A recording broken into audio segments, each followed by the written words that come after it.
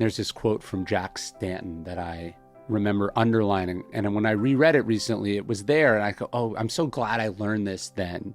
Jack Burden is talking about Adam Stanton. And he says, because he is a romantic and he has a picture of the world in his head, and when the world doesn't conform with respect to the picture, he wants to throw the world away. If you have these illusions, these ideals that are not based on reality, you're going to painfully lose them at some point. So you got to go into the world with your eyes wide open. You got to be pragmatic. You got to be savvy. You got to be smart. This isn't to say you can't want to change things. You absolutely should want to change things. But to be able to change things, you first have to understand how and what they are. And the study of history does that. Mentors help us do that. Real world experience does that. Your picture in your head or what's in the books, you got to know how the world really is.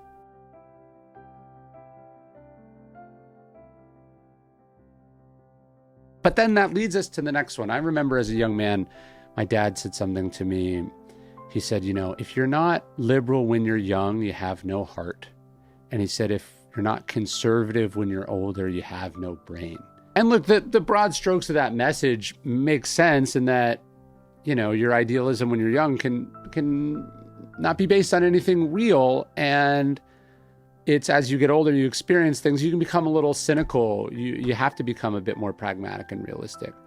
But as it happens, this quote, which was popular in sort of talk radio circles in the 90s, actually dates back to the 1800s. There's also something terribly, terribly sad about it.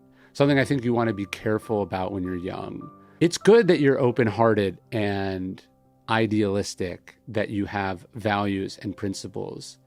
Don't let the world steal those from you. Don't give in to nihilism.